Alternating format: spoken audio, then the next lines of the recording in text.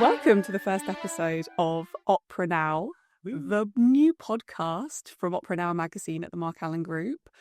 I am Hattie Butterworth, the editor, and I'm joined by my two brilliant colleagues, both of whom have worked with me on Opera Now. But now Jonathan Whiting is himself an editor, composer, writer. Yeah, that's social media extraordinaire. no, don't put this on me. Yeah. And Holly Baker is. I was like, what are you? Beyond words. It's like she does so many things for us. I like, how do we categorize Holly Baker? I'm taking along. Holly is editorial assistant on the Gramophone titles. I feel like we're all at different levels of opera, both knowledge, enthusiasm, which is kind of why I thought this podcast would be interesting, because it will both be a chance for us to like ask some interesting questions, have cool discussions with people at different levels of both understanding of opera and like interest in opera. So Holly joined us just over a year ago. Yeah. Not from a classical music or opera background. I knew basically nothing. I'd never seen an opera, had no preconceptions of it. So it's been a very like steep learning curve, but I've really enjoyed it. A learning curve I've like had a lot of fun with, I'd say. And now I know quite a bit. I'm still learning, but I definitely know a lot more than I started. So how the episodes are going to go is there will be a section where we teach Holly a slightly more obscure element of the opera landscape. She can ask us any silly questions she needs or wants to. But Johnny, you joined us you joined us first on Gramophone magazine, Yeah. and then you went to work on your absolute love, which is musical theatre and worked on musicals magazine. Yes. Which is, I think, interesting because you have that perspective coming from, obviously you train in classical music, but you sort of see what works in musical theatre and what the sort of trends are there, and now you also kind of see what's going on in opera and Yeah. how the two worlds intertwine. Yeah, they're not as distant as people would think, I'd say. Interesting.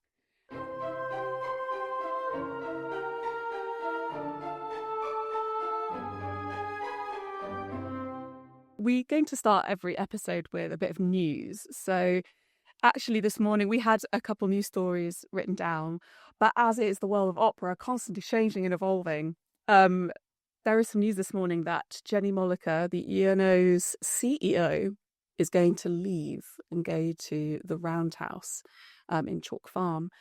And this is a move, I guess, I feel quite sad about, because I thought she was doing a fantastic job. She hasn't been there particularly long. Obviously, we're at a stage with the ENO of like great transition. Why has she stepped away, would you say? Who knows?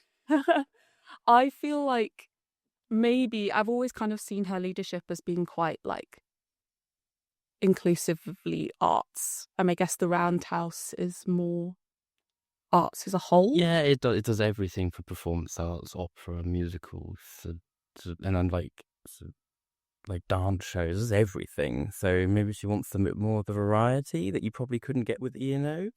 Do you think there's a sense of not wanting to oversee that move to Manchester? I mean, she's obviously done some. She's done a lot already, and it's it's there.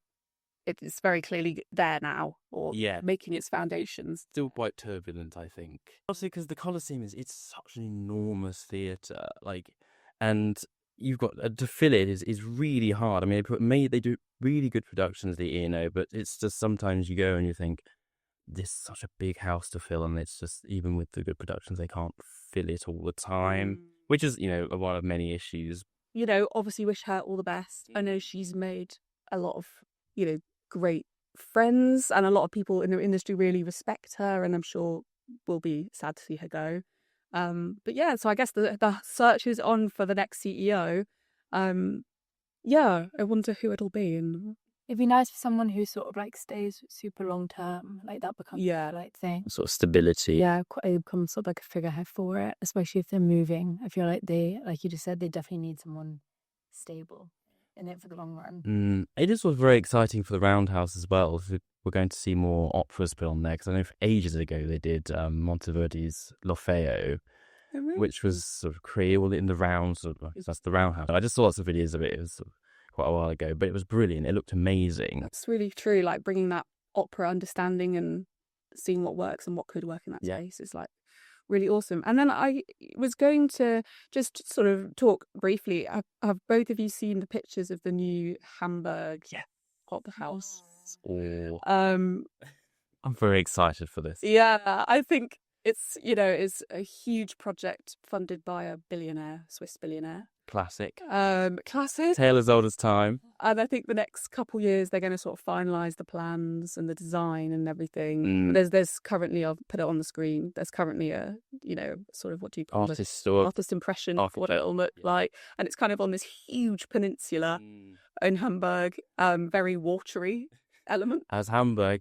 It's very much building on, because of Hamburg's sort of big icon is the Elbphilharmonie, I would say. This sort of this concert hall, this sort of half warehouse that they sort of built up with this last structure, almost like a sort of a wave, and it sort of sticks out in the water.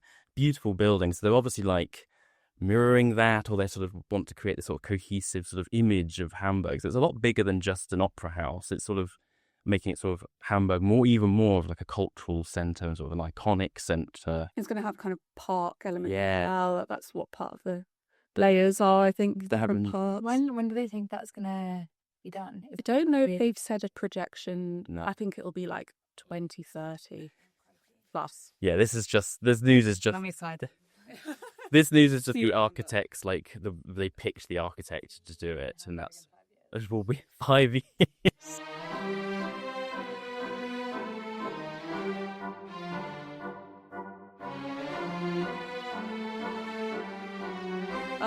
So our main discussion this episode is going to be, I was kind of tentative about doing this because I know it's a very kind of over spoken about discussion, which is opera as an elitist art form.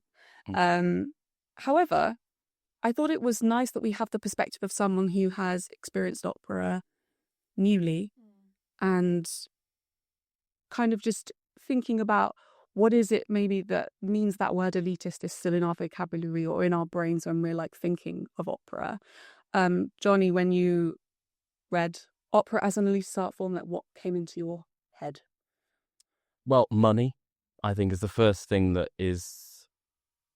the biggest barrier, at least to me and at least to lots of other people, is that when you go on to, you see an opera you want to go and see, you go to the website, you go, oh, those tickets quite pricey, especially because if you haven't heard of it, if you've just heard of it, it's on next week or something, the only prices that are going to be left are your multi-hundreds, and this is sort of big opera houses all over the world, it's not different. And so you're, oh no, God, especially if you don't know opera, if you've not been to many operas or you're not sure about the production, you're not going to sink hundreds of pounds or even sort of 80 pounds in it, because it's a risk, you might not enjoy it. So yeah, that's where I first come to, because that's usually everyone's barrier, especially today. It's a good point actually, that like often we come across things like quirky shows or operas, say a few weeks before, and we're like, oh, what's going on like next week? I'd quite like to see something. Yeah. And you're right, like all for opera. I mean, what's reassuring, I guess, is that it is always the cheaper seats that sell out first. Yeah. So there is a huge demand for the cheaper seats. It's just you have to know what's happening. You have to be interested in the season. You have to like follow, and that requires forward planning and being on the mailing list, being within the opera algorithm, I guess, as well online. But I guess, Holly, what was your first sort of feeling? I guess, did you see opera as something elitist when you joined? Yeah, I mean, it is so interesting to me to like think back about basically me a year and a half ago, because I think I would have never have thought I'd have ever gone to an opera. I would have thought that's something like completely out of my realm. I kind of always, I thought it was for a certain type of person. Don't look at me. She looks straight at me. But Johnny's because I was thinking maybe I shouldn't say that, but I thought it was for a certain type of person, mainly older. Like you said, boom, I suppose because of the money, because an older person has that kind of disposable income to spend on something that I suppose is a bit of a luxury. But it's interesting because now I've actually learned more about opera. I've seen operas now. In my head, it's actually so, like you were saying earlier, it's so similar to musical theatre, but musical theatre is considered so much more accessible. And maybe that is money. You can go to see something in the West End quite last minute, actually. Like, you could just go on Today Tix and get like £10 tickets and like a week in advance. But there are, like, it'd be interesting. I think there are schemes like that for opera as well. I mean, I was looking just before this, and the Royal Opera House has 16 to 25 £30 tickets for like selected shows and stuff. So I feel like there are like schemes like that would be so important, and that's definitely like, if I hadn't have started this job and gone to opera that way, maybe I would have done something like that when thinking about getting out in London and doing more. Is it anything to do with marketing and how we sell these shows? I was thinking what doesn't help, or what is just different fundamentally, again, with West End musicals, is that West End musicals go on for ages. They go on for months. Even if it's a short run, it's on for 3 months. Whereas when an opera house announces a new production, there's probably 8 shows. And thus, there's a lot fewer seats to get hold of. And there'll be a lot fewer under 30s tickets. So unless you do know these things ahead of the game, you're not going to get them. But yeah, it is a matter of marketing. And you'd obviously see the big posters on the tube and stuff like that, which is obviously going for the sort of the tourist sort of market. But the thing is, if you try and market towards younger people, you've got to try and, not only are you trying to convince them to you've got to convince them that they want to go and see an opera. And if they don't know what opera is, or they just hear it as something in the distance, it's in a foreign language, which is again another issue. It's sort of loud singing, classical music, something they've not really encountered in their lives up until that point. Even with the under 30s, £30, whatever, it's still a hard sell, just because it's just alien. Yeah. Do you know what's interesting? 2 things I didn't know until I started this job and learnt more about opera. I didn't realise there was the surtitle. So I always was thinking, I'm not going to know what's going on, because I always thought, like, why would I go see something in Italian and like I wouldn't understand. And also I didn't realise, maybe this was just me being really ignorant, but I didn't realise that they weren't mic'd.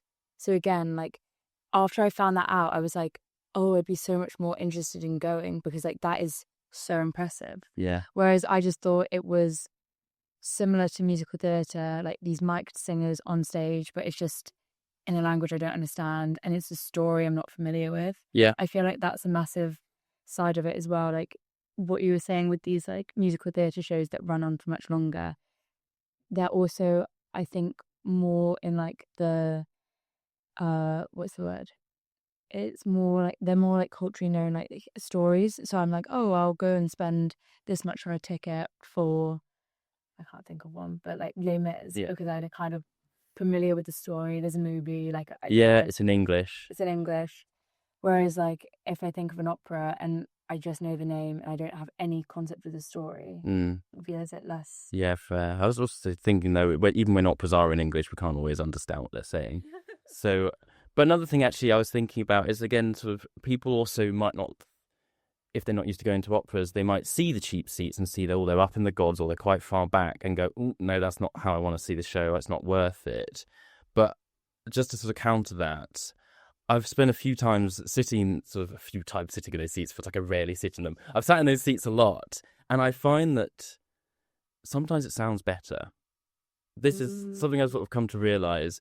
I feel like the stalls are not the place to see an opera, or hear an opera at least, because the sound, when you sit up higher, the sound comes out of the pit where the orchestra is, like straight up, and the singing comes up. Whereas I think if you're sat down in the stalls, it sort of has to come up and down. So I feel like you get a much nicer sound further up. That might be a bold thing to say. You thought that? Yeah, well, I went to see quite a lot of opera as a student. Well, they used to, I used to stand actually quite a lot. Don't be scared of standing. Yes, be very scared. That's spooked. Be very afraid. I can't believe you stood. When did you stand? I stood through Tosca in Vienna, where I saw about half the stage. I'm not selling it, but it sounded amazing. And then the day after, I flew back, and then I stood through Die Valkyrie at the Royal Opera House.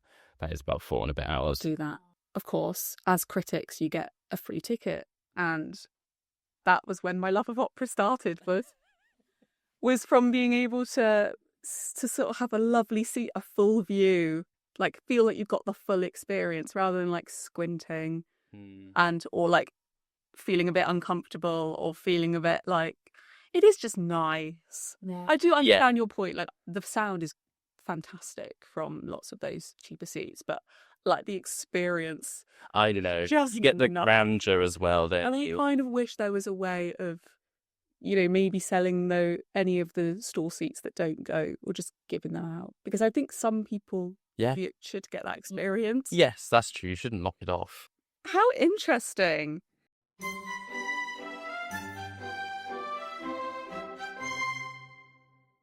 So I feel like what a nice way of going into teaching, Holly.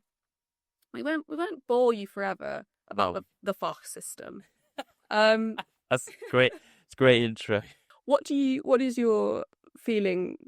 What do you think it could be? Just give a wild guess. Well, when I was trying to print your speech, I briefly saw it. Is the categories of who were the singers? Yeah. It's like the German FACH. It means like class or category. So you obviously become familiar with soprano, mezzo soprano, alto, tenor and bass, baritone, tenor, whatever. All the above. But in Germany, they developed a system basically to classify their singers in even more like Narrow it down. narrow terms. It's specific. So can you give us some examples? Well, they're not just about sort of ranges. They're also about sort of character and sort of the tone of their voice. So And personality. Start from the beginning a second. So the like baritone, bass, and that's just those still exist. No, fair enough. But as in when you say ranges, those categories are based on how high your voice sings. Yeah, and how low. Very basically, yes. But within the FACH system, there's an idea that the quality of your voice also determines the roles that you'll sing well. And that quality of the voice is also about its kind of personality and timbre. Is that a word you know of? No.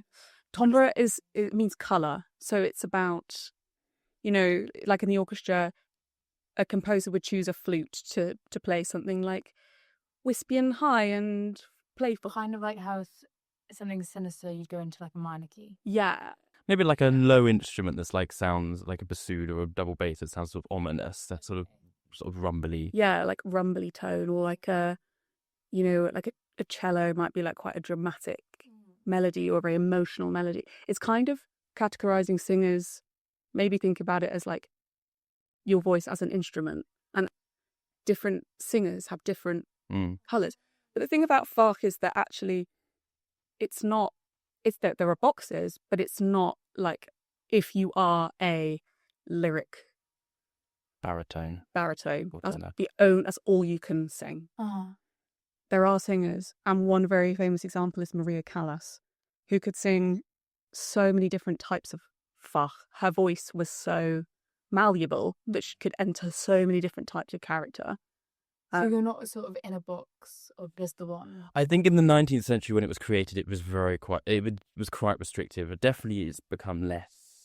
You don't hear it as much now. You hear sort of singers sort of, obviously they have their sort of specialism. It's usually they connect them with composers or stuff like that. But I think we're less like to box singers. Yeah. This doesn't mean you can't consider doing a role you've always dreamed of. What are some examples? Well, there's a few. The one I can think of, or what I know, is the soubrette, which is a soprano role, which is usually a soprano. They're usually younger, but they also usually have a sort of a lighter voice, and they usually play the sort of the comic roles. So we think the sort of the funny roles and sort of Mozart operas and sort of early Rossini. The funny little roles in sort of Magic Figaro, that sort of thing. There are a lot of German ones, mostly connected to Wagner, like the Helden tenor, the heroic tenor. I was literally going to say, I remember Helden tenor as a phrase, and I was wondering if that was me That's it. reading about the FACH system without realising about it. I think almost like... Helden tenor is like the big hero, like protagonist. Yeah. You're like your Tristans and... others of that ilk. Schematic. But I think the other part The of the Siegfried. system was to sort of protect singers' voices as well, because if you stay within your FACH and someone kind of helps you discover what that might be, the roles within that, probably you'll do one type of role and then another slightly broader type of role. And it's kind of because the voice is so fragile. If you do a role that's kind of too big for you too soon, or a role that's outside of your FACH, it's actually quite dangerous, and you can develop things like nodes on the vocal cords and nasty, and your voice can be wrecked. But another thing to mention is in Germany, they mostly have a thing called the FES system, which is very different to other countries, where their singers are salaried and they book the singer for a season of roles. So often they'll look at the singer's FACH and they'll be like, right, they can do this role in this opera, this role in this opera, this role in this opera. So they're kind of booked for... Wait, that seems like a really clever way of doing it. Or is there some pitfalls? I guess It's quite very secure for that. I guess you'd be quite happy But maybe less creative for the company, or quite often starry names will bring in. maybe it keeps it quite a closed circle as well. If you just got the sort of same people, you haven't got as many roles from as many singers, I guess. But also maybe it also could just be quite a lot for a singer to do. Depends how close those shows are together, how close the season is together, because not only learning all these roles, but then having to sing all these roles. Mm-hmm. It's a lot. Is there a FACH that is considered the hardest? Or is there... There's one that's the most rare, which is the... You're testing me now. I can only guess. I mean, there's the low basses, I can't remember what they're called. Basso profundos are quite rare. Also they're rare in, you don't have many roles for them, compared to others. Maybe? Usually comic roles, or Russian roles. They're just rare because not only do they have to sing really low, they have to be able to project, which is not easy to do. The contraltos as well. Yeah, contraltos, yeah. So that's the very low woman voice. Often they're like Gilbert and Sullivan quite liked the contralto voice for some of his silly old women. But there aren't that many examples of a contralto in the opera. Or what's it called? There's a few Strauss ones. I'm not going to remember. Oh yeah, now. Rosencavalier's got a low note. I'm not just. I need to remember these names. It's fine. It's just basic FACH. Basic FACH. Basic FACH. And also, as I said, that singers obviously can transition sort of through them as they go through their careers. Like all the Wagnerian ones, are the Wagnerian sopranos and tenors, Helden tenors. You will not find younger singers in those positions because they require so much of them. From Maria Callas. Apart from Maria Callas. Oh, was she quite young when she... I don't know about... She was young when she did Brünnhilde. Wow. And that's not... And that Yeah. and that was like... Okay. That's heavy. Okay, babe. Sure.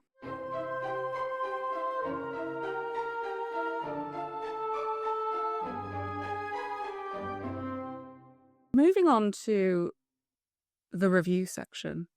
Generally, this section will be either, us discussing the shows we've seen, or we'll be talking to an Opera Now critic about recent shows they've seen. So this time, I've seen a lot. Too much. I've seen a lot. Sometimes I get to a point where I'm like, no more opera for a bit. I'm going to go to some choral concerts and just cleanse the palate. Yeah. But Johnny went to see Marina Abramovich's Yes, Pelléas in Elis Monde. at the Teatro. No? Yes, Grand Theatre of Geneva. Geneva. Yeah. Tell us about Geneva. Give us a... Geneva? Or tell us about the... Oh, no, I can tell you about Geneva. You give it 4 stars? Yes, I think so. Tell us bare bones about the production, what you thought. Well, I've never been to Geneva. I've never been to the Opera House there either, and it's a beautiful venue. It's a really lovely venue. It's sort of this. It was built in the 19th century, and so it's got this lovely sort of Gothic outside, and then it was it wasn't bombed. It burnt down in the 50s, and so it's inside this sort of very modern-looking theatre, and it's got when you go to the old opera houses like the Royal Opera House, you see that they've got obviously stick all the lights on top of the gold stucco, but because this is newly designed, it was all sort of well hidden, well sort of designed, very sleek. And it's this beautiful. It's called a chandelier, but it's almost like this sort of. I thought it was part of the production at first, but it's the. It's like a light sort of art piece that sort of goes from the top of the proscenium arch onto the ceiling. It's beautiful. It's I love like it. it's beautiful. It's like all bits of like sticking through like sort of curved metal. Looks a bit floral, but a bit sort of mechanical. You can't not take photos of it. You're just sort of just staring up It's at it. amazing. It's like a planetarium. Yeah, exactly. And yes. So the production itself. I mean, this is the thing with Pelléas. I realised with this, and this is the second time I've seen Pelléas and Mélisande, is that I probably don't get on with the opera very well. Okay. It's crazy because Debussy, this is his only opera, and he wasn't really keen on operas up until this point. He didn't like how sort of direct they were and how dramatic they were, which you think, well, that's sort of the point of opera. What else are you going to do? And he was trying to find a theme. For ages he wouldn't write anything because he just didn't like the sort of traditional sort of formats or plots of operas. So when Pelléas and Mélisande sort of fell on his lap, he's like, this is perfect, because it is very impressionistic. It is very sort of like, it almost feels like everyone is high and you're sort of like, it's like a dream state. It just sort of floats between things. The characters do have motives and things, but we don't always find out why. We don't always find out where they've come from. Everything is sort of left in sort of haze. And I think where people love the show, it is through the music, because the music is beautiful. Like Debussy is his best when he's writing for these huge orchestras, because he has so much sound to play with. But I think when you actually come to sitting down and watching it, and you're now sort of like switched on to sort of what's happening, who's talking to who, why is she angry, what's he done, you realise it's quite slow. And you might think, why'd you give it 4 stars? because you have to, I think when you have to look past those sort of things, because that is just Debussy's Pelléas and Mélisande. It's not a new work. You just look at it differently, because the production was beautiful. And this is the thing with Pelléas and Mélisande, again, because it's so hazy. You can't have a traditional production of it. You can't have it in a sort of a nice sort of authentic looking castle and a sort of a forest. It has to be a bit weird, which is why they got Marianne Abramovich in. And what was her like role?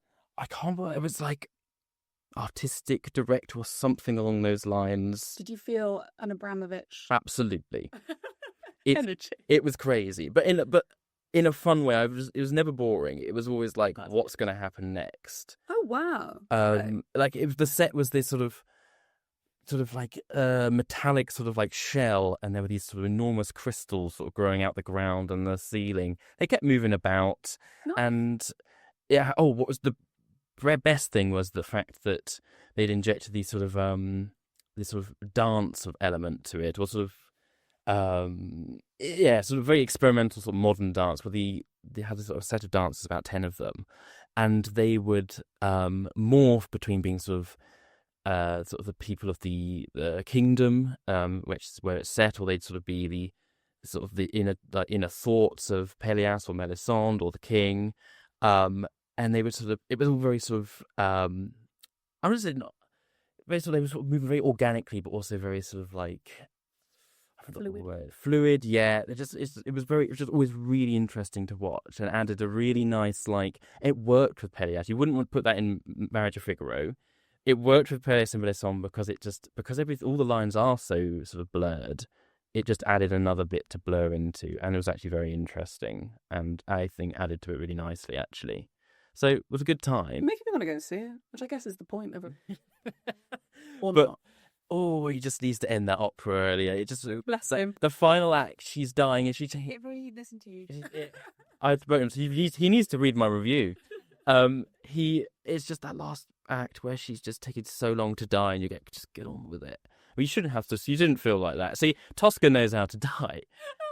Tosca really does. She's like one and done, off the edge, done. But she's just like, ooh, and it's like, okay, music beautiful, but Die quicker. die quick. That's the notes. Cool. Holly, you've been doing other things other than opera recently. You've got some opera coming. I've got opera coming. We're going to go see HMS Pinnacle. Are you actually? Oh, brilliant! We've got a big Christmas trip. Is that the ENO? Yeah. Oh, I love The that. first opera I ever saw was at the ENO. I saw Marriage of Figaro, You did. which was really cool. And I saw El Trovatore at the Royal Opera House. And I've seen Aida in Verona. But that's kind of all I've had in opera. You've ticked the boxes, to be honest. Yeah, some of the big You've seen- things.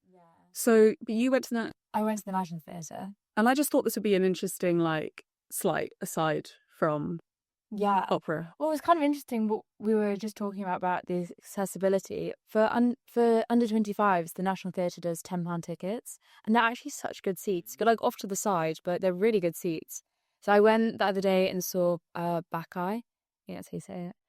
And it was really, really good. It was also kind of the opposite to opera. It was like quite quick. There's no interval. It was like I love a no interval. I really enjoyed it. It was like fast paced in that sense. And it was, but it was also, I mean, it was a play, but it was very musical, which I didn't know going into it. But it had a lot of like rap elements to it. Oh, It cool. had a lot of like physicality. Like dance? Or... Yeah, Anyway. yeah. Like the Bacchae were all kind of like, there was a lot of movement. I mean, the whole thing was carried by the guy, I'm not sure who the actor is, but he played, again, I'm actually not sure how to pronounce it either, Dionysus. Yeah. Dionysus. The actor for that, I think I saw that he's also is a dancer and choreographer himself, Oh, which I didn't know until afterwards, but now I'm like, that makes so much sense because he had such natural like confidence and movement on stage and brought like such a physicality to the role. Like he made the show for me. Like if it was someone else cast in that role, I might not have had so much fun with it as I did. So he was really great. And I heard at the end he sort of like ascends. He's on this like thing and he's like a god and he's got this like glowing thing and that was really cool. But yeah, I did really enjoy it. I love theatre segment. Maybe it should be every time. So I obviously went to a lot. Dead Man Walking, I guess, is maybe most interesting. And you gave it 5 stars. I did give it 5 stars, and weirdly, I don't know if I would stick by that now. The more it sat with me, I'm sort of like, oh, maybe it was more of a 4.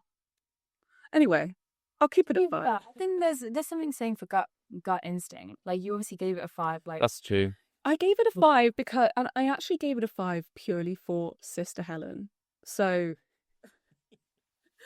Sister Helen was like 10 out of 5. So I had to give it 5. And because that opera is Sister Helen, you see everything through her eyes. It's like it's just so Sister Helen. And so Christine Rice played Sister Helen.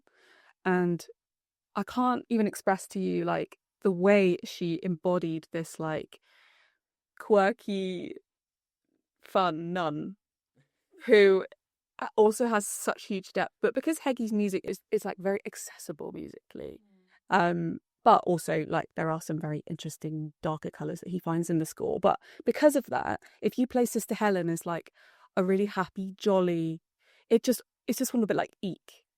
But Christine found this like quirkiness to her character that made so much sense of like the libretto and also the music, that it was like any moment that I have seen, I love Joyce DiDonato, but I've seen Joyce do this role and I found her sometimes slightly kind of cringe and just a bit too toxic positivity.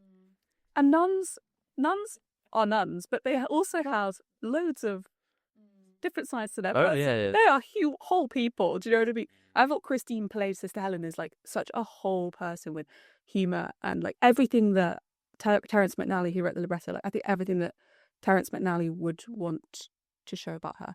And she's still alive today, Sister Helen. And there are interviews with her and she says some really funny things. And she's such a quirky little lady. Like she's fun, you know, and I don't know if Christine had done a lot of research into like her as a person, but it felt very like I just adored that. And it was as well just very powerful. The execution scene, spoilers, but it was very, Well, I'm gonna have to see it. very, very powerful. I feel like that probably brings us to the end of episode 1. Thank you, everyone. I hope you enjoyed listening and watching. And watching on YouTube. Please like and subscribe. Yes, please. Follow us on all social media at Opera Now Magazine. Yeah. I believe that's the handle. Huge move. And we'll see you next time. Yeah, join us again next time for maybe some more news, maybe a discussion on critics Yeah. and their usefulness or not. So thank you, Johnny, and thank you, Holly. Thank you.